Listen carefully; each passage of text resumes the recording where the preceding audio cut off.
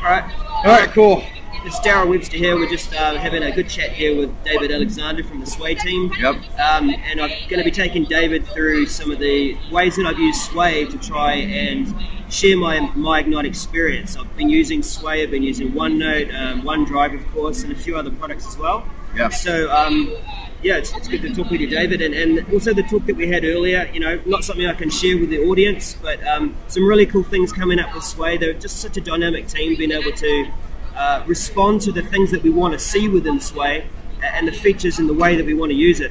I really like what you've taught me about trying to use Sway with intent. So not going into the real details of I want to change this font size and this picture and this way and crop things, but what's your intent for the content that you're trying to share? And that I'm starting to understand that concept, and it makes sense to me. And that's one of the reasons that the Sway preview that we're doing has been so important. We're not just listening to feedback because we want to understand what features you guys and all the users want us to add, but we really want to understand really what motivates the requests that people are giving us. And the focus points example that we were talking about is a really great example of how, you know, people were asking us for cropping handles. Yeah, just talk through that. So people were asking us for cropping handles, and we said, okay, well, why do you want cropping handles? And they said, well, it's because I want to crop the image.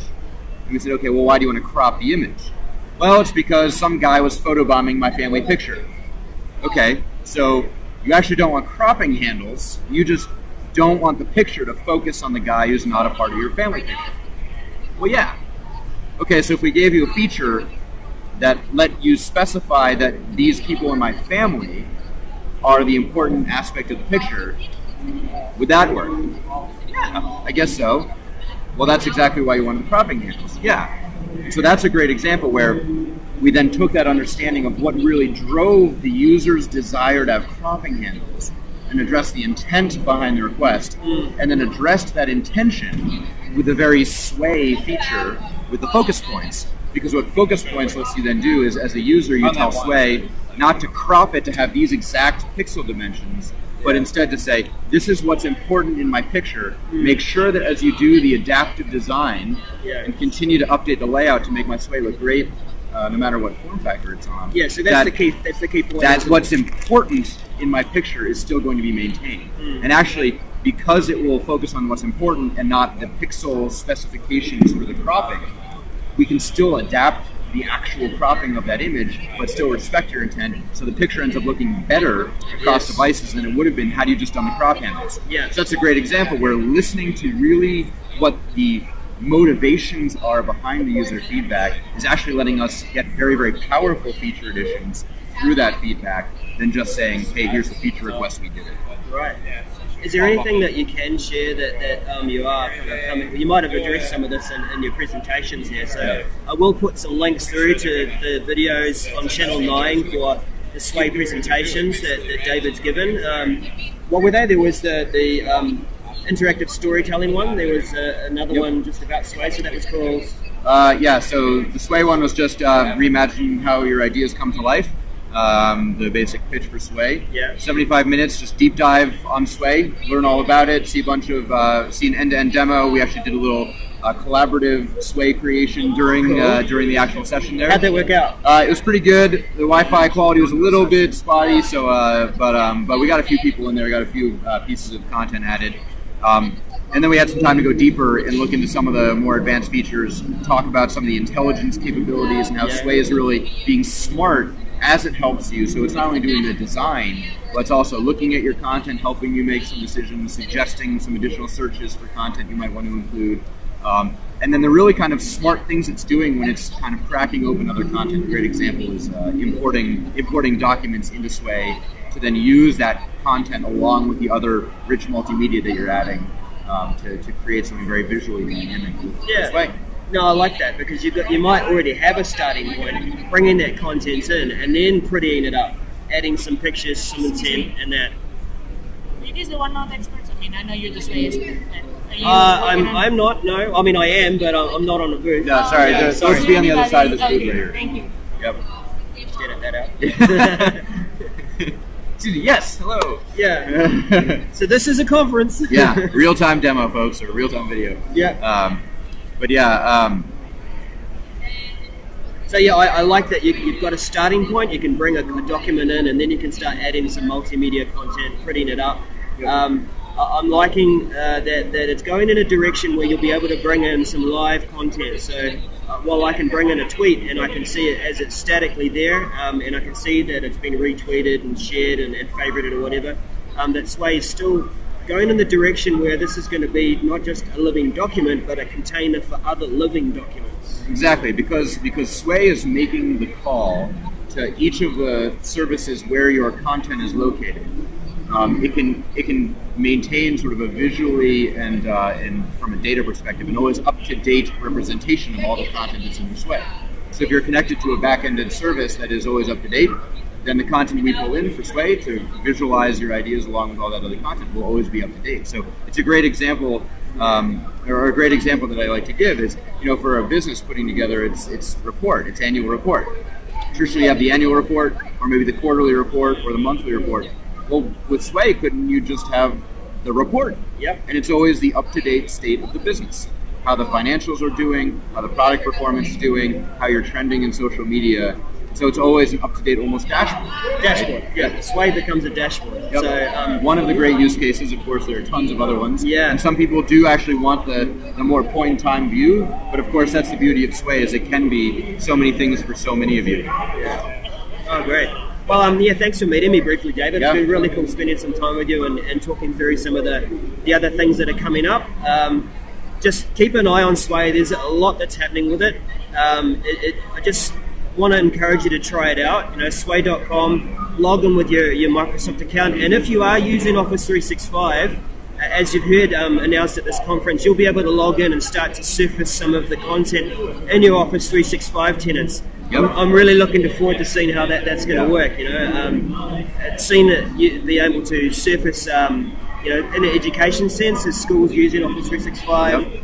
And also businesses as well, using that internally and being able to share a lot of things in there. I don't know if can you say any more about what's coming up with that? Well, it definitely enables whole new audiences to use it. We've seen a lot of teachers getting very involved while Sway Preview has still only been from a Microsoft account. Yeah.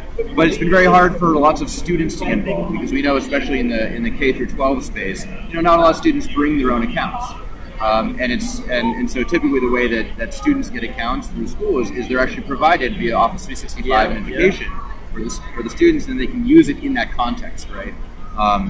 And so this is a great way to enable the students to all create Sways, to be doing it in a context with their other classmates, to be able to share it, and especially with some of the features we announced where, for example, in the Office 365 version of Sway, you'll be able to lock it down to just My Organization. That means that now you can make sure that a Sway, for example, won't pictures of the kids, for example, and we haven't done all the release work or anything, if the teacher hasn't gotten the photo releases, that way you can make sure that the pictures of your students aren't getting out where they shouldn't. But of course, you still have the option to make it public if you want to then share with parents, or a newsletter for the school or something like that too. So it kind of gives you that flexibility of getting it implemented in the way that actually makes sense for the institution. Yeah, so the Sway is still going to respect all the permissions that are actually applied to the document. It's the presentation layer, isn't it? Whereas your document, like if I'm thinking of a document scenario, you're embedding an Excel or a PowerPoint, that in the scenes, behind the scenes, it's still sitting in SharePoint Online, and it's still, permission oriented. That it's not going to be leaking anything in a sense. Right, and we will continue to do the work to make sure that we have a ton of experience, especially with SharePoint, Office 365, with permissions and granular security controls and things like that. So we'll definitely be bringing that to bear for the 365 version.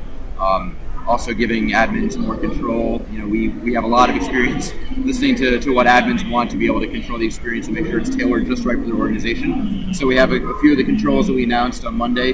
That will be what we start with, and we'll be continuing to tune that based on feedback from admins. Great. So as a tip, when it does come out with Office 365, consider embedding it on your homepage. Okay, use it as a communication tool so that it's a really interactive way to come to your homepage to say what's going on in my business right now, scrolling across and seeing the latest news, pointing to the blogs that might be published within your business reports and things. That's going to be a really cool way to see what's going on. Especially if you choose that top public option, because then that's they can become discoverable to search engines as well, so they can find your marketing brochure that you're using to promote your business. So not only would they have to come to your website first to find that, but then they could even see that showing up themselves.